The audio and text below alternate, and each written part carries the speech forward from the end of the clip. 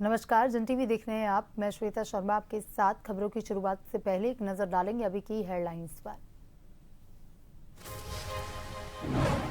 उत्तराखंड में आपदा प्रभावित क्षेत्रों का दौरा करेंगे पीएम मोदी। हवाई सर्वेक्षण के बाद एयरपोर्ट पर ही अधिकारियों के साथ हाई लेवल बैठक। सरकार ने केंद्र से मांगी है 5,702 करोड़ की राहत राशि। नेपाल से लगी सीमाओं पर सघन चेकिंग अभियान चलाने के निर्देश। सीएम धामी ने वीडियो कॉन्फ्रेंसिंग के जरिए ली अधिकारियों की बैठक। उत्पाती तत्व और सोशल मीडिया पर रहेगी पैनी नजर। सूबे के मुखिया के निर्देश पर एमडीडीए का एक्शन। लगभग 150 बीघा अवैध प्लॉटिंग को किया गया ध्वस्त। 1 दर्जन से अधिक बहुमंजिला इमारतों सहित कई अवैध निर्माण सील। उधम सिंह नगर को जल्द मिलेगा नया तहसील भवन। अपर जिलाधिकारी पंकज उपाध्याय ने किया परिसर का भ्रमण। स्तरीय निरीक्षण कर अधिकारियों को दिए आवश्यक दिशा निर्देश।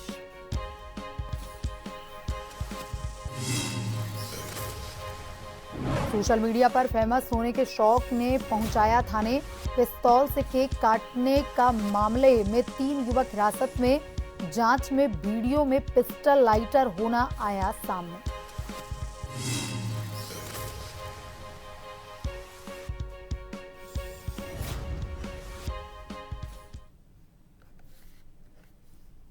और अब खबरें विस्तार से। प्रधानमंत्री नरेंद्र मोदी आज उत्तराखंड के आपदाग्रस्त इलाकों का हवाई सर्वेक्षण करेंगे। इसके बाद उच्च स्तरीय बैठक होगी जिसमें आपदा से जुड़े सभी पहलुओं पर चर्चा होगी। शाम करीब 4:15 पर देहरादून के जोली ग्रांड एयरपोर्ट पहुंचेंगे। यहां से सीएम पुष्कर सिंह धामी के साथ आपदाग्रस्त इलाकों का हवाई सर्वेक्षण करने के लिए रवाना होंगे। इसके बाद 5 बजे देहरादून में अधिकारियों के साथ उच्च स्तरीय समीक्षा बैठक करेंगे। इसके बाद दिल्ली लौट जाएंगे।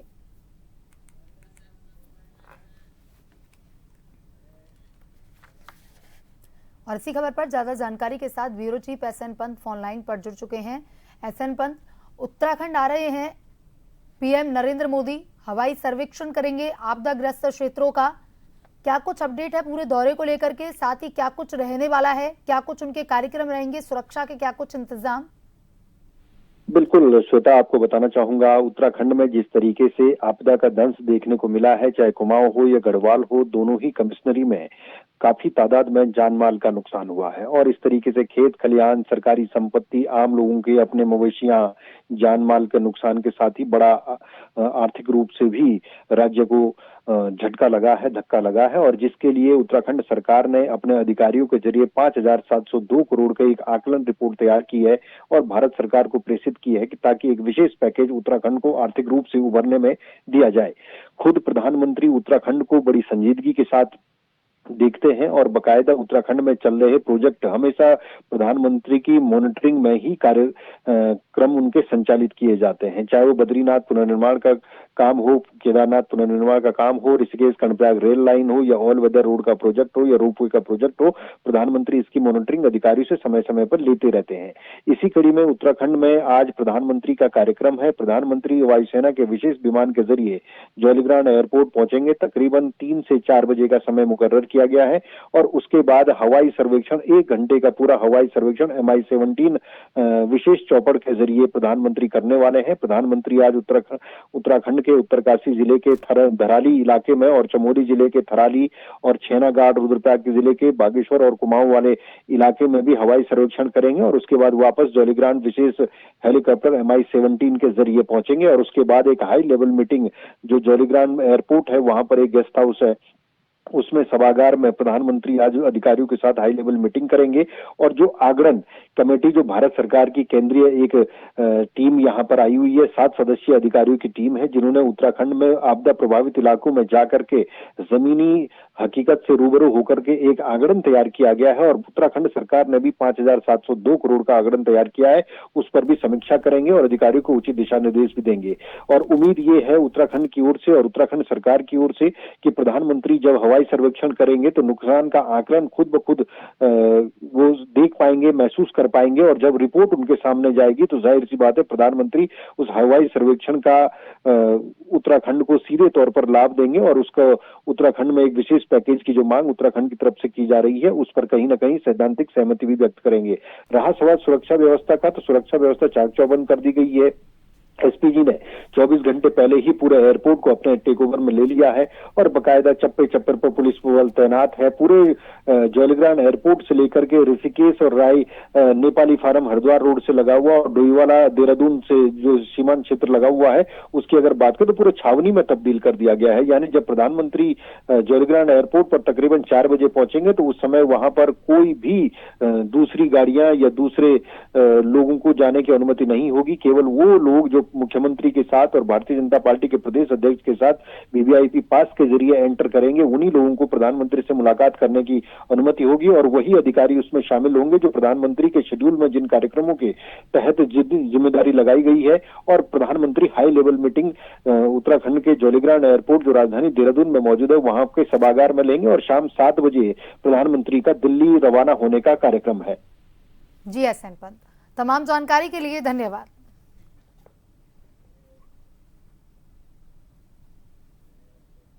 वहीं उत्तराखंड के सीएम पुष्कर सिंह धामी ने नेपाल से लगी सीमाओं पर सघन चेकिंग अभियान चलाने के अधिकारियों को निर्देश दिए हैं। मुख्यमंत्री धामी ने वीडियो कॉन्फ्रेंसिंग के जरिए अधिकारियों को नेपाल के हालातों को ध्यान में रखते हुए राज्य के 3 सीमांत जनपद चंपावत, पिथौरागढ़, उधम सिंह नगर के जिला प्रशासन, सशस्त्र सीमा बल के अधिकारियों एवं पुलिस प्रशासन के साथ समीक्षा बैठक की। बैठक में अधिकारियों ने मुख्यमंत्री धामी को नेपाल से सटी उत्तराखंड की अंतर्राष्ट्रीय सीमाओं पर सुरक्षा को लेकर संपूर्ण स्थिति की जानकारी दी। मुख्यमंत्री ने अधिकारियों को निर्देश दिए कि नेपाल से लगी सीमाओं पर सघन चेकिंग अभियान चलाए जाएं और वहां किसी भी असामाजिक या उत्पाती तत्व की गतिविधियों पर विशेष निगरानी रखी जाए। उन्होंने कहा कि सोशल मीडिया की निगरानी भी सतत रूप से की जाए ताकि किसी भी प्रकार की अफवाह, भ्रामक सूचना या उकसाने वाले कंटेंट पर समय रहते कार्रवाई की जा सके।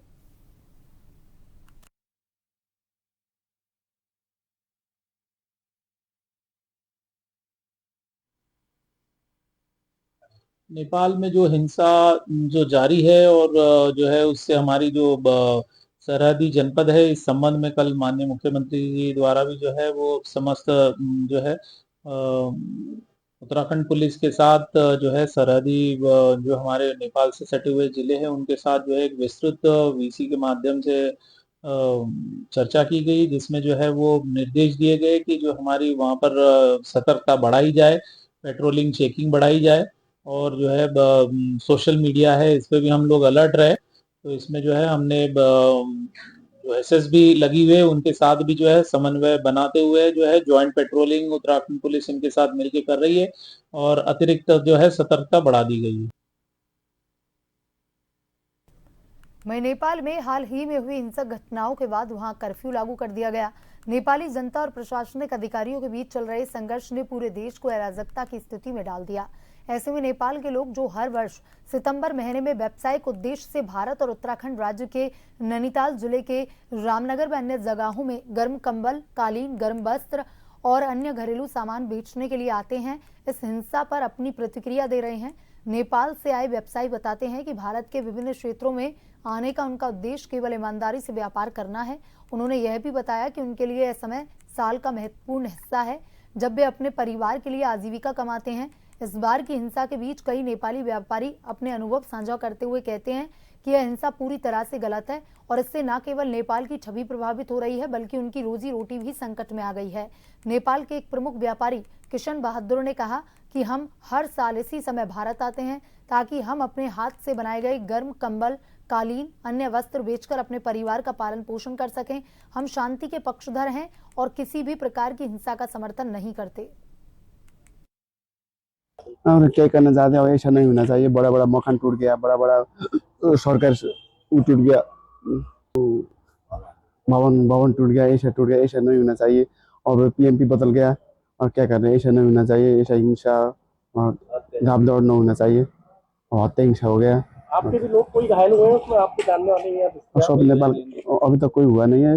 अब काठमाडौँ का आदमी सब ऐसे घायल हो गया। अब नेपाल में हिंसा कैसे हुआ है, अब हुआ त हामी नजिकमै भयौँ न। अब त्यो मोबाइलबाट युट्युबबाटै हामीले देख्यौँ। अब हिंसा त धेरै चर्किएको छ नेपालमा, त्यस्तै छ। एकै देशमा यस्तो हिंसा नहुनु पर्थ्यो। अब यो हिंसा कसरी भयो यो हिंसा खास नै नहुनु पर्थ्यो। घायल त लोक धेरै भए, अब भएपछि हाम्रो देशमा यस्तो नहुनु पर्थ्यो भन्ने सोचाइ हो हाम्रो, त्यही हो। पड़ोसी देश नेपाल में हुए बवाल के बाद उत्तराखंड पुलिस और खुफिया एजेंसी भी अलर्ट मोड पर आ गई है। नेपाल बॉर्डर से लगे कुमाऊं के क्षेत्र में सघन चेकिंग की जा रही है। भारत नेपाल बॉर्डर पर उत्तराखंड पुलिस एसएसबी के साथ ज्वाइंट पेट्रोलिंग भी कर रही है। आईजी कुमाऊं ने बताया कि इंडो नेपाल बॉर्डर पर नेपाली और भारतीय नागरिकों का मूवमेंट प्रतिबंधित कर दिया गया है। उन्होंने स्थानीय नागरिकों से किसी भी तरह की अफवाहों पर ध्यान न देने की अपील की है। साथ ही यदि किसी प्रकार की सूचना किसी भी नागरिक को मिलती है तो वह उसको उत्तराखंड पुलिस या एसएसबी के साथ साझा कर सकता है। आईजी कुमाऊं के मुताबिक भारत सरकार और मुख्यमंत्री उत्तराखंड द्वारा मिले निर्देशों के क्रम में इंडो नेपाल बॉर्डर पर लगातार निगरानी रखी जा रही है।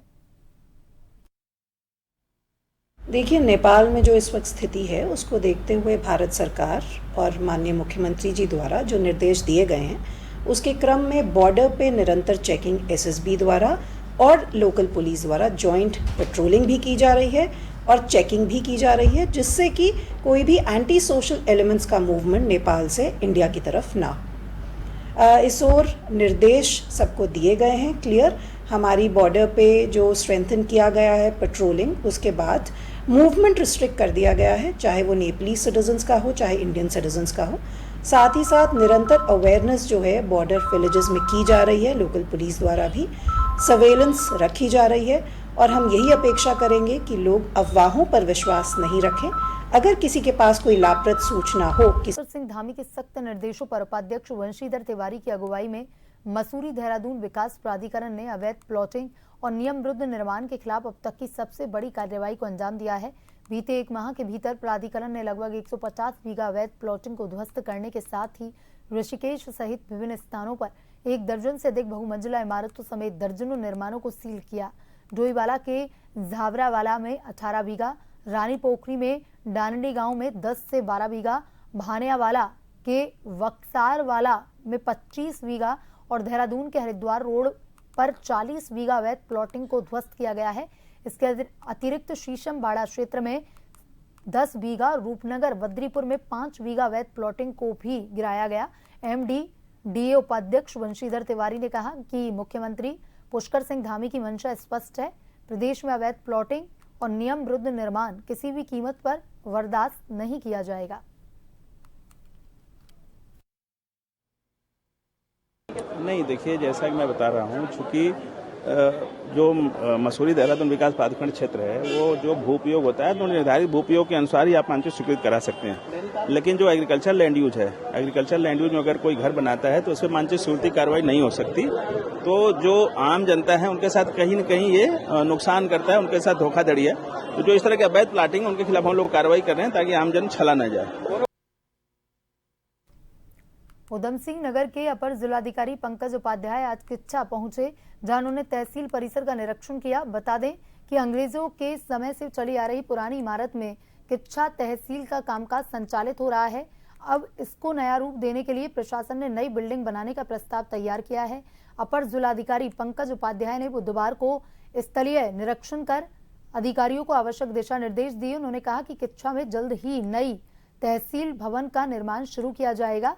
इसके साथ ही तहसील तक आने वाली सड़कों का भी चौड़ाईकरण किया जाएगा, जिससे लोगों को आने जाने में सुविधा हो सके।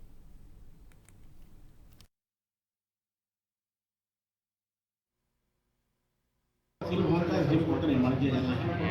प्रस्ताव उसके बन गए हैं। उसका प्रेजेंटेशन एक दिन पहले जिलाधिकारी महोदय के सामने आर्किटेक्ट में दिया था। तो जो प्रेजेंटेशन दिया गया तो उसको देखकर ऐसा लगता था कि स्थानीय स्तर पर निरीक्षण करके इसमें कुछ मॉडिफिकेशन की आवश्यकता है। तहसील एसडीएम कोर्ट और उसमें आने वाली जनता को ध्यान रखते हुए कुछ सुधार की आवश्यकता होगी। इसको ध्यान रखते हुए यहाँ पर निरीक्षण किया गया है। निरीक्षण के अनुसार जो नैतिक स्थितियाँ हैं उसके साथ जो आवश्यक संशोधन बता दिए गए हैं। देहरादून के कालसी थाने का क्षेत्र अधिकारी विकास नगर ने अर्धवार्षिक निरीक्षण किया और इस दौरान गारद की सलामी ली गई और थाना परिसर, मालखाना, असलाहा व अभिलेखों की जांच की गई। माल निस्तारण, ऑनलाइन शिकायतों के त्वरित निपटारे और अपराध नियंत्रण के निर्देश दिए गए। क्षेत्र अधिकारी ने यातायात व्यवस्था को दुरुस्त करने, अवैध मादक पदार्थ, शराब तस्करी पर प्रभावी कार्रवाई के लिए कहा। कर्मचारियों की समस्याएं भी सुनी गई और उनके समाधान के लिए उचित दिशा निर्देश दिए गए।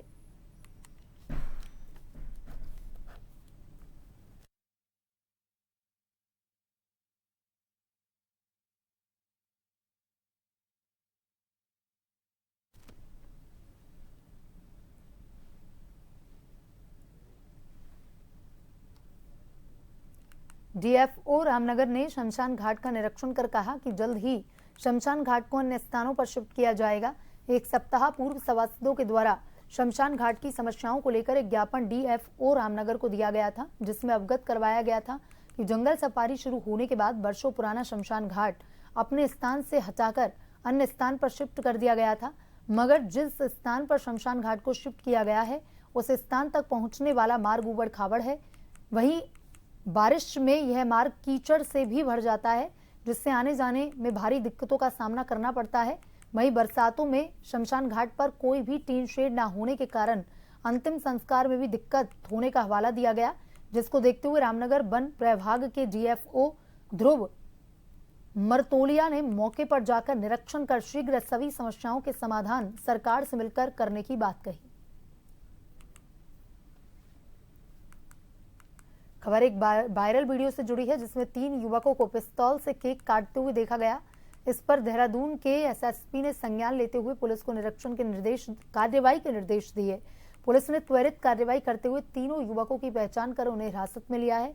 जांच में सामने आया कि यह घटना देहरादून के क्षेत्र की बताई जा रही है और वीडियो में दिखाई दे रही पिस्तौल असल में एक पिस्टल लाइटर थी।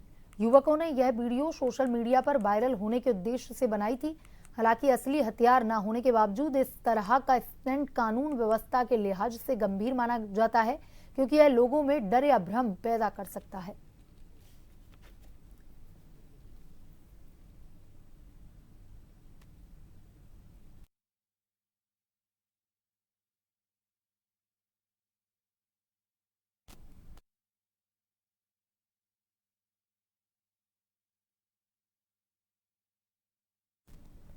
मुख्यमंत्री पुष्कर सिंह धामी की अध्यक्षता में हुई कैबिनेट बैठक संपन्न हो गई। बैठक में कुल 6 प्रस्तावों को मंजूरी दी गई। बैठक के फैसलों की जानकारी डीजी सूचना बंशीधर तिवारी ने दी। देहरादून शहर की ट्रैफिक व्यवस्था में सुधार के लिए देहरादून सिटी ट्रांसपोर्ट लिमिटेड का गठन किया जाएगा। उच्च न्यायालय के अधिष्ठान कार्यालय में वरिष्ठ प्रमुख निजी सचिव और आशु लिपिक के एक पदों को मंजूरी मिली है। उधम सिंह नगर जिले में 9.918 हेक्टेयर भूमि जिला विकास प्राधिकरण को आवंटित की गई है। पशुपालन विभाग के तहत कुक्कुट आहार सब्सिडी योजना को मंजूरी दी गई है। यह योजना राज्य के 9 पर्वतीय जिलों के लिए होगी। इसके तहत 2,25,85,000 की राशि सब्सिडी के रूप में दी जाएगी। उत्तराखंड सेवा का अधिकार आयोग का नवम वार्षिक प्रतिवेदन 2023-24 विधानसभा पटल पर प्रस्तुत किए जाने का निर्णय लिया गया। कैबिनेट के ये फैसले राज्य में परिवहन, न्यायिक प्रशासन, शहरी विकास, पशुपालन और सुशासन को मजबूती देने वाले माने जा रहे हैं। स्वागत है। माननीय मंत्रिमंडल की आज बैठक हुई, जिसमें कुल 6 मामलों को स्वीकृति प्रदान की गई है। इसको मैं बिंदुवार आपको बता देता हूँ। महाधिवक्ता कार्यालय माननीय उत्तराखंड उच्च न्यायालय में 2 पदों का सृजन किया गया है। एक वरिष्ठ प्रमुख निजी सचिव और एक आशु लिपिक का 2 पदों का सृजन जो महाधिवक्ता कार्यालय है माननीय उत्तराखंड उच्च न्यायालय में, उसको स्वीकृति प्रदान की गई है। जनपद ऊधम सिंह नगर में हाजलपुर महरौला में प्राधिकरण ने वहाँ पर जमीन की मांग कर रखी थी। उसको आज माननीय मंत्रिमंडल ने 9 हेक्टेयर भूमि वर्तमान सर्किल रेट पर प्राधिकरण को हस्तांतरित की है, जिसमें वो अपना कमर्शियल और जो आवासीय परियोजना है 9 हेक्टेयर ले आएंगे। 9.9 हेक्टेयर। देहरादून शहर में ट्रैफिक व्यवस्था में सुधार है। देहरादून सिटी ट्रांसपोर्ट लिमिटेड नाम से एक स्पेशल पर्पज व्हीकल का गठन किया गया है। ये एक तरह की कंपनी है जो देहरादून में ई बसों का संचालन करने के लिए अधिकृत होगी और प्रधानमंत्री ई बस सेवा योजना के अंतर्गत ई बसों के संचालन के साथ साथ वर्तमान नगर बस सेवा का संचालन सुव्यवस्थित और सुगठित तरीके से ये करेगी। बुलेटिन में अभी तक के लिए इतना ही। बने रहिए जन टीवी के साथ। नमस्कार।